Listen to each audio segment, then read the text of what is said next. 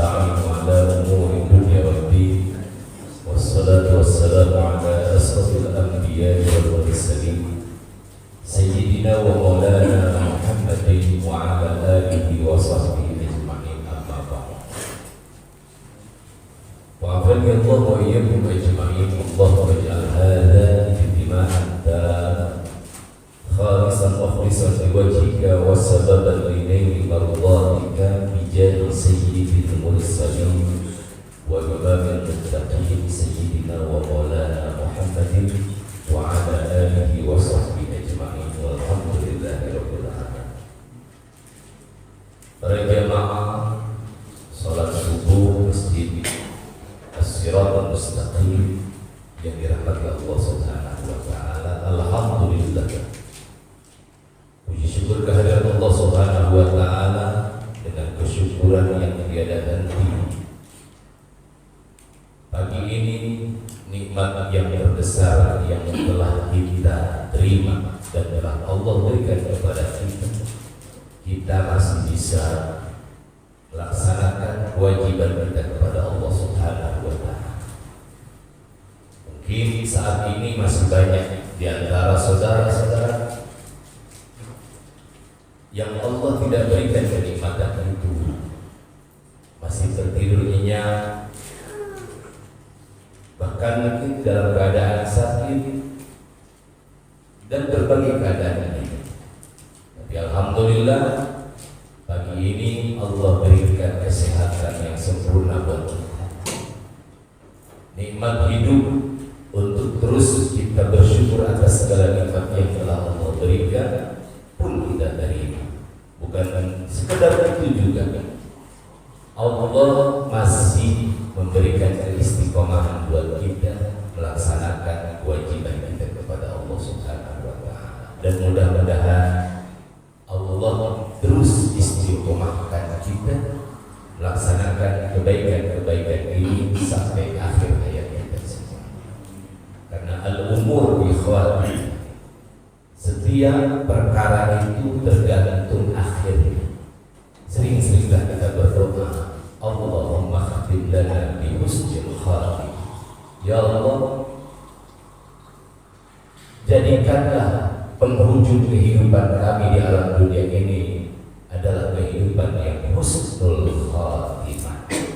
Banyak sekali orang-orang yang mungkin dalam perjalanan hidupnya menjadi orang baik, tetapi na'udzubillah di penghujung kehidupannya Allah takdirkan jadi su'ul khatimah. Na'udzubillah summa na'udzubillah. Oleh karenanya kita tak boleh menjustis, menghukumi orang itu ahli neraka, tak boleh.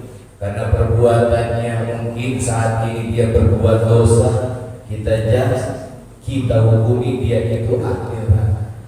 Karena neraka surga itu punya Allah, dan Allah juga yang menghendaki nanti bagaimana keadaan kita dalam wafat nanti, apakah husnul khatimah atau su'ul khatimah.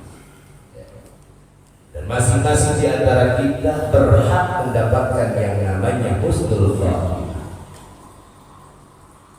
Para jamaah yang dirahmati Allah Subhanahu wa taala, salawat salam mudah-mudahan tercurahkan selalu kepada Nabi besar kita Habibana al-Karim Nabi Muhammad sallallahu alaihi wasallam, kepada para keluarganya, sahabat, tabi'in, tabi'in, dan kita selaku umat Rasulullah senantiasa berharap selain istiqomah dalam menjalankan ajarannya, mudah-mudahan kita pun mendapatkan syafaat nanti di yaumil qiyamah. Amin ya rabbal alamin.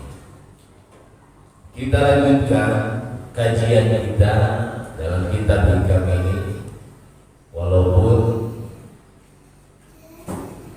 beberapa pertemuan kemarin kita digeser waktunya karena berbagai hal, ada uzur.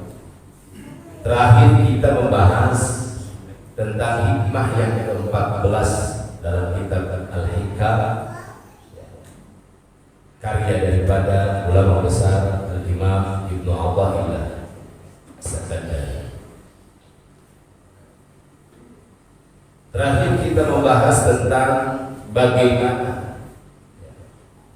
kalau seandainya kita itu melihat makhluk Allah Subhanahu wa Ta'ala, tetapi Allah tidak tergambar kepada dalam diri kita.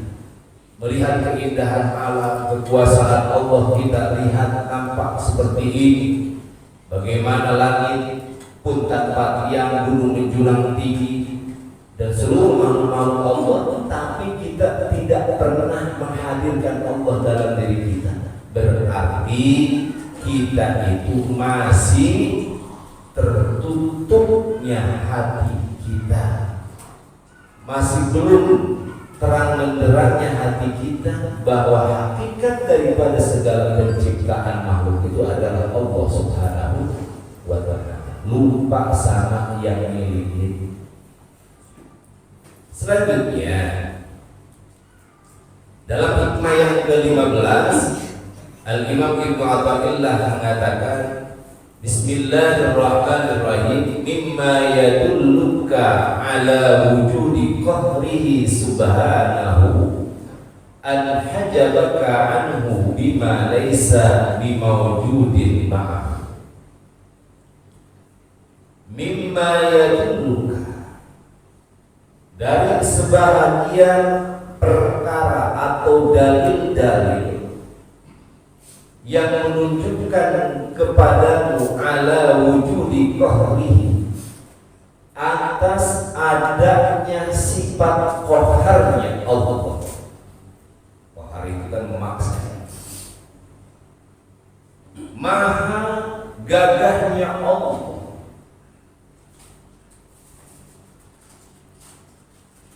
Subhanahu, maha suci Allah. Apa diantaranya? An hajabaka anhu, bahwasanya Allah menutup kepadamu dari Allah.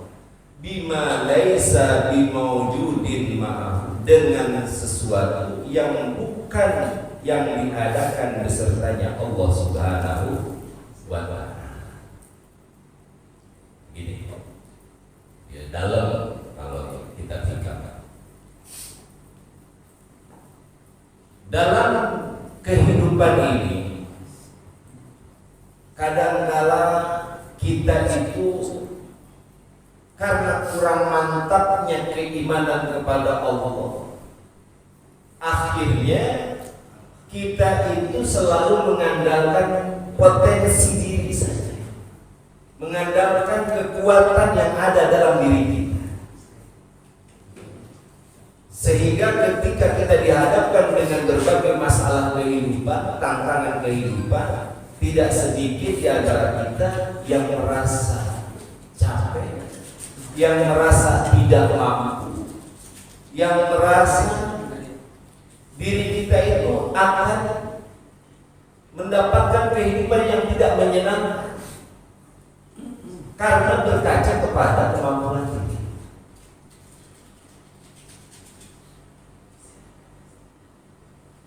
Di antara apa-apa yang menunjukkan bahwasanya kita itu adalah makhluk Allah dan Allah menunjukkan sifat gagahnya, tidak tertandinginya, tidak bisa diaturnya oleh makhluk. Allah memaksakan kepada seluruh makhluknya apapun itu. Apa? An hajabaka anhu bima laisa bimawjudin ma'ah.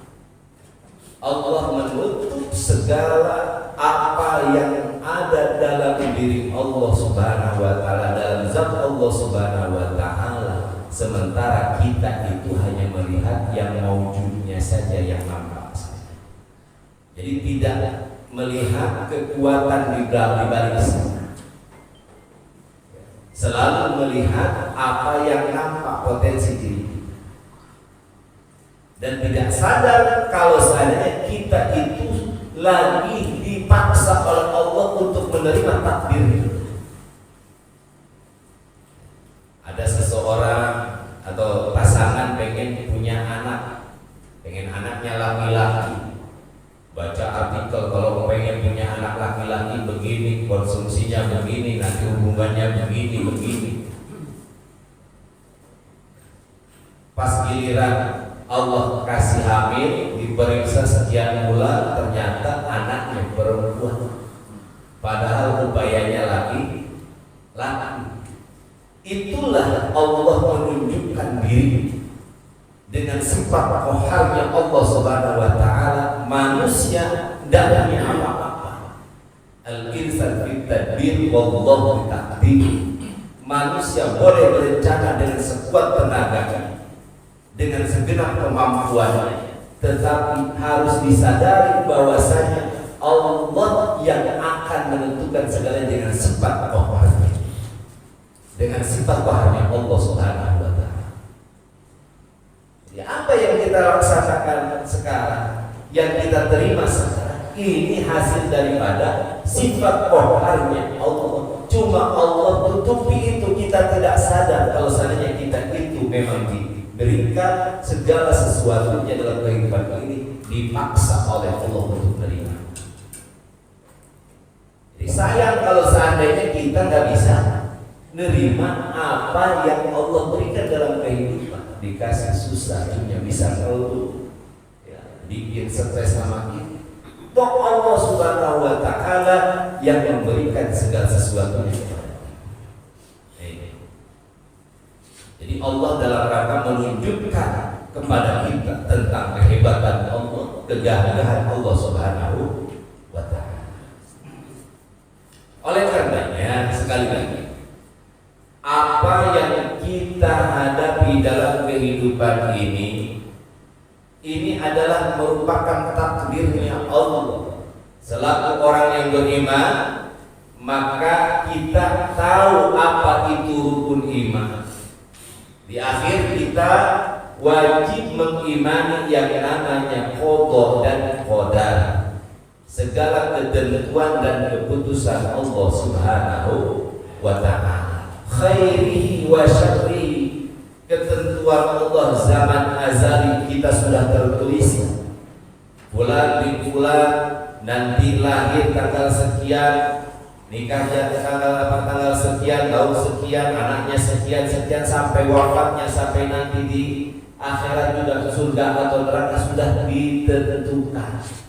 Cuma dalam penentuan itu Allah masih memberikan dua opsi. Ada yang namanya ketentuan yang sudah baku, tidak bisa ditolak lagi, sudah tidak bisa dirubah lagi. Ada qada yang namanya qadanya mu'allaq, yang baku namanya qada mubrom atau mubarror. Ada qada yang masih digantungkan dengan ikhtiar kita yang namanya qada mu'allaq. Ya, qada mu'allaq, bulan di bulan akan sukses dan kaya kalau seandainya dia usahanya istiqomah, dia rajin lain sebagainya. Dalam perjalanannya nggak rajin, kaya nggak kira-kira? Enggak.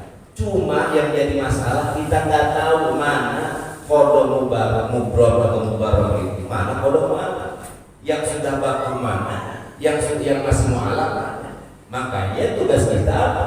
Dibekali dengan akal, disuruh sama Allah untuk ikhtiar. Ikhtiar itu memilih itu untuk action di alam dunia ini, bukan diam.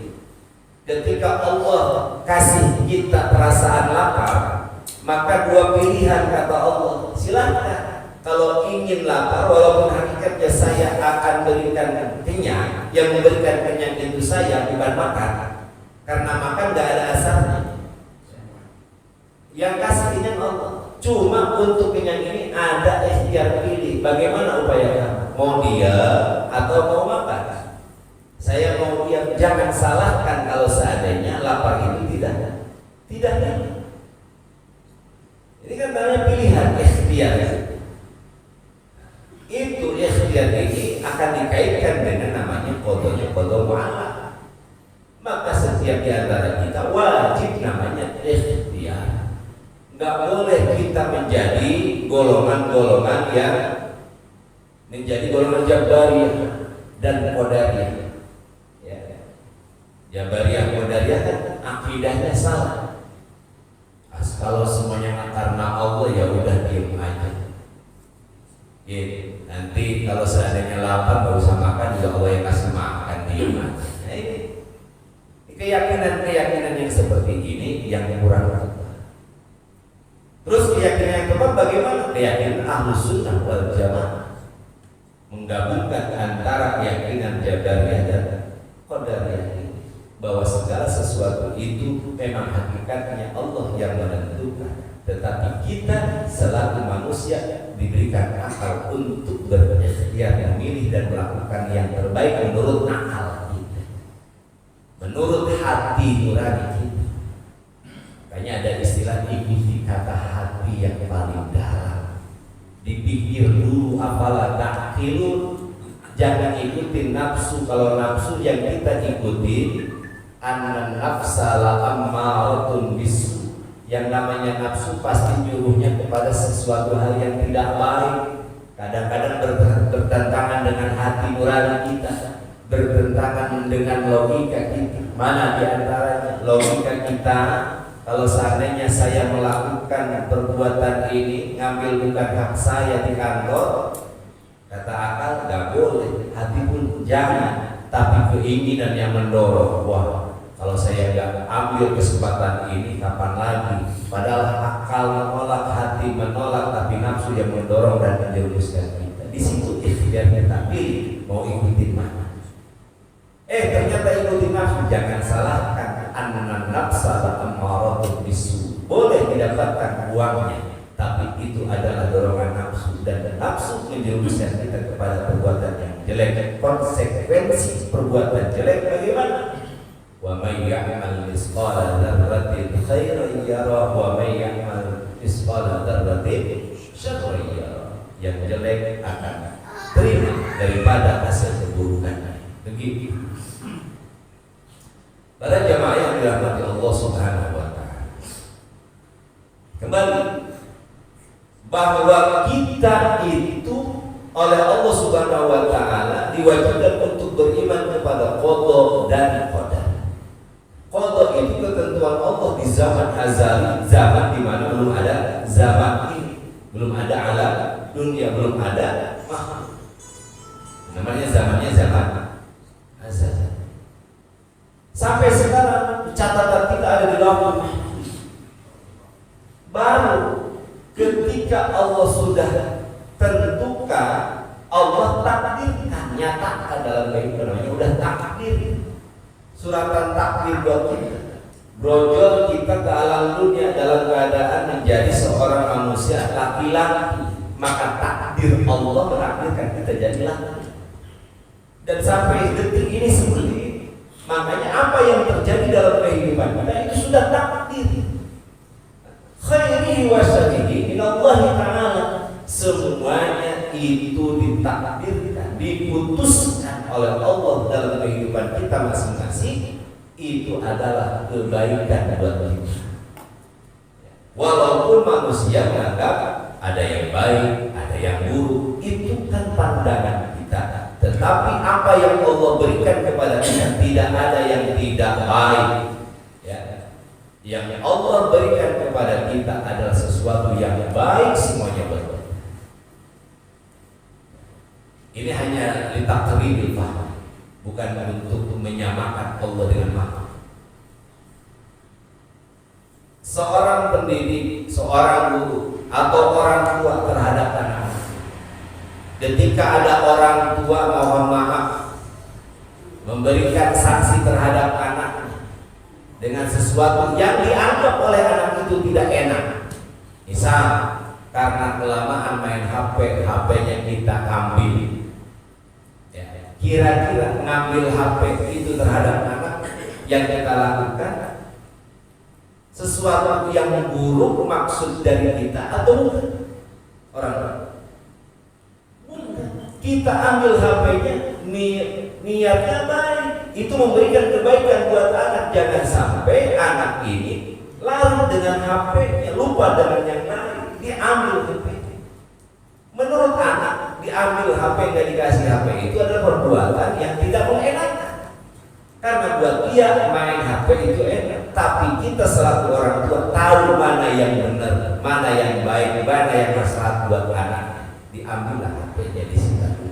Udah kelamaan main HP. Paham gak kira-kira?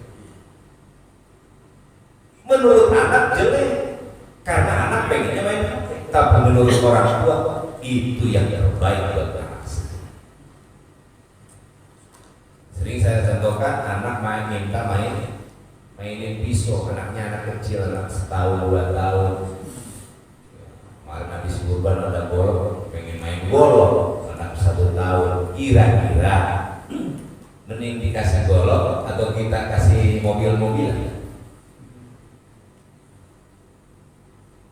Nangis gak dikasih golok, wah orang tua kejam amat, anak sampai nangis, padahal cuma golok luaran kasih nih. Ya nggak? Tapi kata kita, jangan main golok. Kalau dikasih golok bahaya. Ini buat potong sapi. Ini main sama dia terkelanganya bisa putus. Bisa dimainin bahaya kepada yang lain. Masih bocah. Udah, gak usah golok. Nih kasih mainan aja. Mobil-mobilan, kasih layangan, kasih apa. Menurut anak kejam, orang tua kejam. Minta tolong kalau dikasih golok. Menurut kita selaku orang tua bukan kejam, saya sayang. Makanya saya nggak kasih golok. Saya kasih yang lain. Iya jajan warung beli ciki kan gitu. Karena orang tua tahu benar mana yang baik buat kita. Begitu juga apalagi Allah Subhanahu wa Ta'ala yang mengetahui segalanya zahiran wa batinan, yang zahir yang batin, ya. Maka kita selaku makhluknya harus menyadari itu, bahwa kita itu hidup di dunia ini oleh Allah Subhanahu wa Ta'ala dengan sifat rohani. Kita lagi dipaksa hidup dengan berbagai bentuk keadaan kita. Tinggal apa kunci buat kita? Kuncinya untuk mendapatkan kebahagiaan tinggal bersyukur yang pertama. Bersyukur. Oh apa lagi? Segala apa yang kita terima saat ini, yang kita miliki saat ini, bahkan yang ada dalam jiwa raga kita ini, jangan yang di luar, jangan rumah kita, mobil kita, harta kita, jangan ini yang ada dalam diri kita. Coba bayangkan bagaimana Allah luar biasanya memberikan segalanya kepada kita. Kurangin aja sana yang ada dalam diri kita. Darahnya ya, atau dilebihin, darahnya tekanannya dilebihin, tekanan gulanya lebih. Kurangin, repot juga. Napasnya Allah kurangin, sekarang kita napas normal. Coba dikasih napas sama Allah, digerakkan tuh, ya. Pergerakan pompa jantung kita tuh semenit sekali, apa enggak? Ada yang mengendalikan kan? Pergerakan napas kita, detak jantung kita, bisa kita kendalikan. Saya mau atur semenit 2 kali aja napas, silakan kalau bisa. Di situ Allah tunjukkan, kamu nggak bakal bisa, ayo tahan. Walaupun Allah nggak kedengeran ngomongnya, karena Allah itu al-Batin.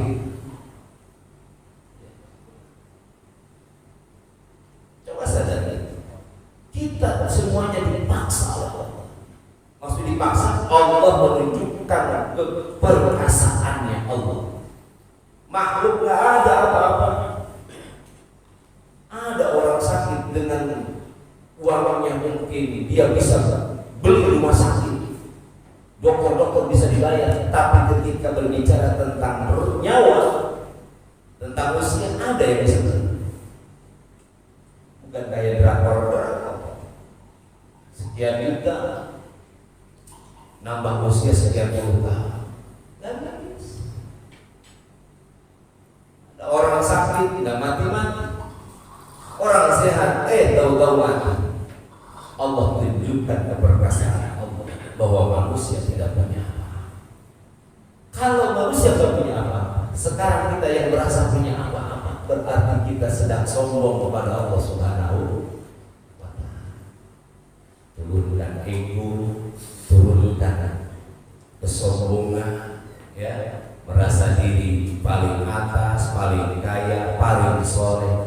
Tinggalkan semuanya kehendak Allah, dan semua makhluk Allah berhak mendapatkan apapun dari Allah Subhanahu Tapi ingat, jangan kita pernah meninggalkan yang namanya ikhtiar. Ikhtiar itu memilih karena kita masih punya akal. Baik buruk, akal hati kita yang menentukan. Makanya orang yang nggak punya akal, nggak punya itu yang namanya hukum. Hidupnya juga nggak ada beban. Orang nggak punya akal, nggak dihukumi, nggak sholat, nggak dosa. Tapi orang yang berakal, ya mukallaf namanya, ngaku Islam, balik berakal, maka dipilih, suruh milih sama Allah. Waktu subuh datang, silakan mau tidur, mau sholat, gitu loh. Yang punya akal pilih. Saya mau tidur aja, konsekuensi nggak sholat, ada dosa di sana. Saya mau sholat, Allah berikan keberkahan. Bukan hanya sholat subuhnya, sebelum sholat subuhnya aja itu kopiahnya itu berapa pahalanya yang Allah berikan. Kebaikan dunia dan segala ini isi banyak banget. Itu baru sunnah. Gimana dengan sholat subuh lebih? Tinggal dipilih, silakan pilih. Dan hidup itu pilihan semua. Kita yang menentukan. Para jamaah yang dirahmati Allah Subhanahu wa ta'ala. Mari. Jadi kehidupan ini adalah ketentuan yang Allah sudah tuliskan dari zaman ajali. Allah takdirkan dalam bentuk kehidupan kita yang sekarang kita jalani.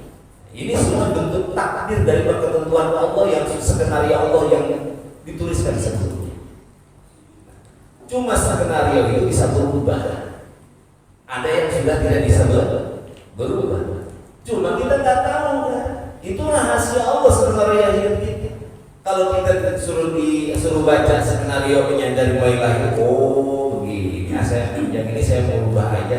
Nah kita nggak bisa begitu. Karena itu rahasia Allah di zaman azal. Sekarang ada di Lauhul Mahfuz. Maka tugas kita apa? Nah ini kita totalitas dalam memilih untuk mana yang harus kita lakukan dan apa yang harus kita tinggalkan. Sehingga dengan sempurnanya totalitas kita memilih jalur kehidupan kita, apa yang harus kita lakukan, ini mudah-mudahan akan berhubungan dengan qadanya Allah yang sudah dituliskan Lauhul Mahfuz. Qadanya itu masih mu'allaq, bisa berubah. Begitu. Kita ada catatan masuk surga atau neraka. Kita nggak tahu apakah kita juga ahli surga atau neraka, nggak tahu. Kenapa? Karena ketentuan Allah apakah boleh jadi sudah confirm atau mana. Makanya ada tugas seorang muslim, kewajibannya melakukan ibadah taat atas perintah Allah. Nah, ikhtiar kita berarti berupaya. Pengen surga, pengen neraka, saya pengen surga. Ikhtiarnya silahkan laksanakan amalan-amalan orang ahli surga. Apa? Melaksanakan perintah Allah, menjauhi larangan, yaitu bertakwa. Ya, al jannatu uiddat lil muttaqin. Maka diri kita itu untuk melaksanakan ketakwaan kepada Allah Subhanahu wa taala karena kita ingin meraih surga. Maka upaya kita, ikhtiar kita, pekerjaan kita dalam dunia itu harus pekerjaan, amalan, ikhtiar, kriteria ahli surga. Siapa? Orang-orang yang bertakwa. Ini sekali lagi, Allah adalah Maha Qahhar. Allah yang memaksa kita semuanya untuk menerima segala keputusan Allah Subhanahu wa taala dalam kehidupan kita. Dan manusia kadang-kadang tertutup diri, tertutup hatinya bahwa Allah mempunyai sifat qahhar. Jadi manusia mayoritas hanya melihat apa-apa yang ada dalam dirinya, potensi dirinya, atau segala sesuatu yang nampak bisa kelihatan oleh matanya.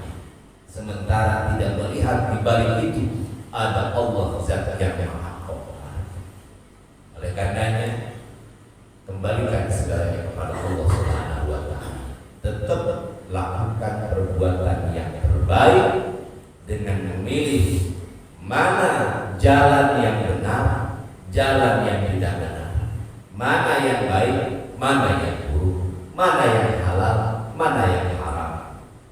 Dan semuanya kita diberikan pedoman tuntunan melalui Al-Quran dan juga sunnah Rasulullah Sallallahu Alaihi Wasallam. Enak hidup itu.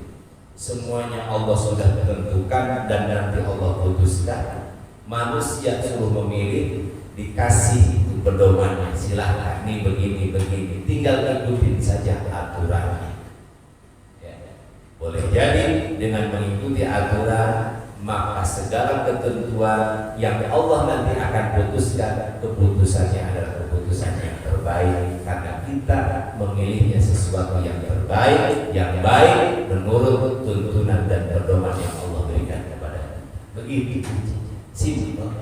Semuanya kita tinggal jalani. Allah yang ngasih nafas, ngasih semuanya, masih segala macam dalam dunia ini disiapin sama Allah.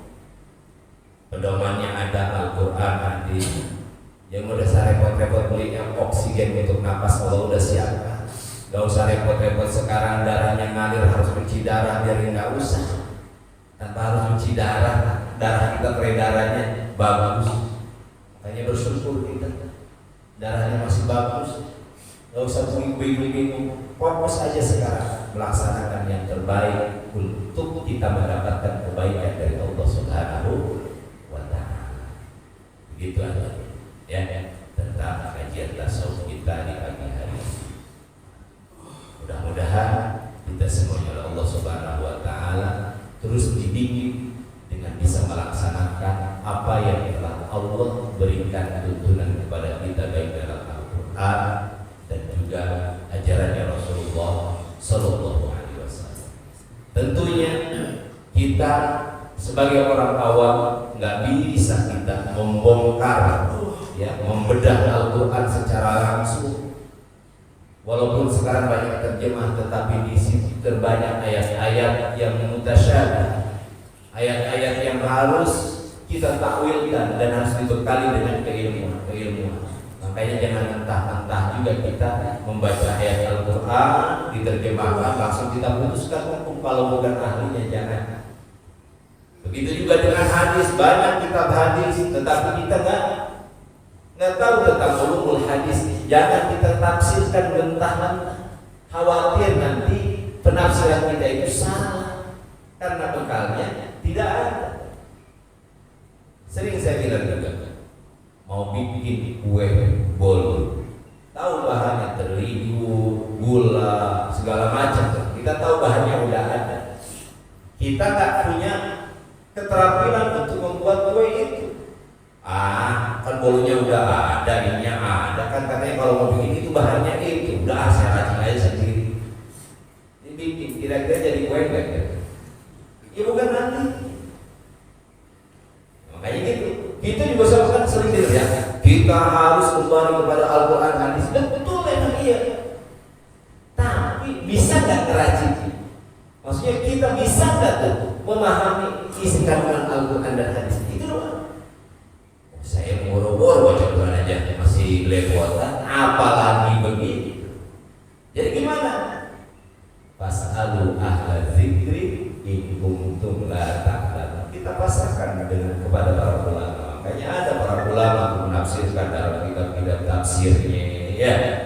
Itu kita baca tafsirnya. Ada lagi yang sudah disederhanakan ulama itu, ambil dari hadis, ngambil dari Al-Quran, dibuat bahasa kitab-kitab kitab tauhid, ya, kitab tasawuf. Biar apa?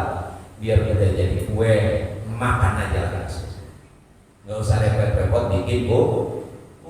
Udah tuh kuenya baca-baca, nikmatin aja. Kira-kira kalau lagi makan kue, kita rewel kan? Ini saya nggak percaya ini kue begini, padahal udah enak tuh kita.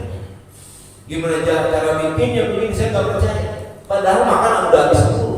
Ibu nggak percaya. Yang buat udah ahlinya, enak di mulutnya, masih bilang nggak percaya apa yang buat. Kan sama dengan kita. Dalam Quran itu nggak diajarin tata cara sholat langsung seperti sekarang. ada takbiratul ihram, niat, ruku, sujud, lain sebagainya. Nggak ada dalam Al-Quran. Cari. Ada nggak dia? Satu ayat dari mulai takbir itu, takbir, niat, ya baca Fatihah, segala macam itu dalam Al-Quran ada. Diramu sama para ulama. Ya, nanti hadisnya seperti ini, mix disimpulkan rukun sholat sekian, enak. Sallu kama ra'aitumuni usolli. Rasulullah ngomong begitu. Sholatlah kamu sekalian sebagaimana kamu sekalian melihat aku sholat. Ada yang pernah lihat sholatnya Rasulullah di antara kita? Ada nggak? Alami juga nggak ada. Ya. Terus bagaimana? Kalau begitu berarti kita harus ikutin sholatnya sahabat. Ada yang pernah ketemu sahabat ya sholat sahabat bagaimana? Oh berarti kalau kita berarti masa tabi'in. Karena sahabat lihat Rasulullah, ya, sahabat itu adalah yang bertemu langsung dengan Rasulullah, hidup di zaman Rasulullah. Terus Rasulullah meninggal, sahabat kan berarti mengadopsi apa yang diajarkan Rasulullah. Dilanjutkan oleh sahabat, maka yang bertemu dengan sahabat dalam sahabat namanya tabi'in. Kalau dia ikutin sahabat namanya tabi'in, pengikut. Sahabat zaman sahabat meninggal berarti generasi ketiga tabi'in. Yang ngikutin zaman tabi'in berarti tabi'in. Jadi yang paling sahih, yang paling benar itu kebenarannya ulama-ulama sekarang atau ulama-ulama yang dulu yang dekat kurunnya dengan zaman tabi'in dengan Rasulullah. Sementara sekarang ulama-ulama mutaakhirin kan jauh lebih percaya karangan ulama-ulama yang dahulu atau ulama yang sekarang? Harusnya yang dahulu. Tapi kenapa ulama sekarang, ulama dulu itu dibilang sama manusia? Iya sama manusia. Tapi mereka lebih dulu apa yang diajarkan Rasulullah lebih dekat, informasinya masih lebih apa namanya? Lebih terpercaya ketimbang kita yang jauh. Ada yang punya buyut? Ada buyut gitu. Terus kakek kita masih ada, bapak kita ada, bapak masih ada. Sekarang kakek kita ada, bapak kita ada, kita sekarang maksudnya. Tapi buyutnya nggak ada, udah nggak ada. Kira-kira di bapak kita nggak ngalamin masa buyut, yang ngalamin kakek kita. Bapak nyeritain tentang buyut, padahal nggak ngalamin. Kakek kita ngalamin tentang buyut, nyeritain buyut kita. Kira-kira mau percaya sama bapak apa kakek? Kakek, kenapa? Ngalamin hidupnya sama buyut. Lah bapak cerita apa? Kata kakek gitu juga. Ya, itu maksudnya. Kita bagaimana menangkap tentang masalah ungkapan ini harus kembali kepada Quran hadis ya oleh Rasulullah. Iya Rasulullah, tapi yang ngikutin ulamanya ulama mutaakhirin, ulama yang mutaqaddimin, Imam Syafi'i, Imam Ghazali, dianggapnya ulama-ulama ini kan tidak misi. Ya, jadi seperti ini. Oleh karenanya sekali lagi tinggal jalani apa yang telah para ulama mutaqaddimin sodorkan kepada kita. Hidup ini simpel, hidup ini semuanya Allah sudah aturkan. Tinggal tadi kuncinya kita bersyukur atas nikmat Allah Subhanahu wa Ta'ala. Kalau lagi kurang enak, tinggal sabarin dan gitu. Kunci bahagia di dunia hasanah wa fil akhirati hasanah. Kan itu doang tujuannya. Kita hidup di dunia kan tunggu mati ini kita hidupnya biar senang, tinggal syukuri, sabar kalau kurang. Bila akhirat biasa sama juga, kita tinggal syukurin apa? Di antaranya apa yang diperintahkan oleh Allah laksanakan. Sabar apa yang dilarang Allah, kalau pengen sabar nggak usah nanti aja.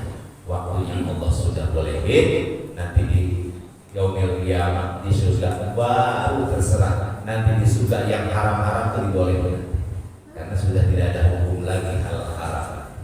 Sekarang ini adalah tempat ujian buat kita, harus memilih. Sekali lagi mudah-mudahan kita istiqomah dalam kebaikan. Amin ya rabbal alamin. Minggu terakhir di tahun 1440 ya. Nah, 46 nanti 47 besok ya. Kalau nggak salah malam Jumat itu malam tahun baru Muhammad ini satu Arab. Jadi minggu besok itu di malam Jumat itu sudah tahun baru. Ya, mudah-mudahan kita dikasih sehat walafiat Allah Subhanahu wa taala, banyak umur yang sakit karena hakikat yang ngasih sakit Allah, kita minta kepada Allah mudah-mudahan sakitnya diangkat lagi oleh Allah Subhanahu wa taala, digantikan dengan kesehatan. Yang punya urusan, yang punya kesulitan, mudah-mudahan Allah berikan kemudahan, dan mudah-mudahan umur kita yang Allah berikan kepada kita ini adalah nilai umur yang bermanfaat untuk kehidupan kita, manfaat di dunia, terlebih lagi umur kita pun bisa memberikan kebaikan nanti untuk perbekalan kita di akhirat. Amin ya rabbal alamin. Terima kasih. Wallahu a'lam bishawab. Assalamualaikum warahmatullahi wabarakatuh. Allahumma shalli wa sallim wa barik ala sayyidina wa maulana Muhammadin fil awwalin wal akhirin wa sallim radhiyallahu tabaraka wa ta'ala an sadatil ashabi Rasulillah ajma'in. Alhamdulillahirabbil alamin. Allahumma shalli ala sayyidina Muhammad wa ala ali sayyidina Muhammad. Allahumma iftah lana hikmataka wa ansur 'alaina bi barakatika wa alimna bi sa'atika 'ilman nafi'an ya dzal jalali wal ikram. Allahumma arzuqna fahman nabiyyin wa hifdzal mursalin wa ilhamal malaikatil muqarrabin wa alimna taqil wahdina ila sawa'is sabil. Rabbana iftah bainana wa baina qawmina bil haqq anta khairul fatihin. Rabbana atina fid dunya hasanah wa fil akhirati hasanah wa qina adzabannar. Walhamdulillahi rabbil alamin. Subhanallahumma wa bihamdika asyhadu an la ilaha illa anta astaghfiruka wa atubu ilaik.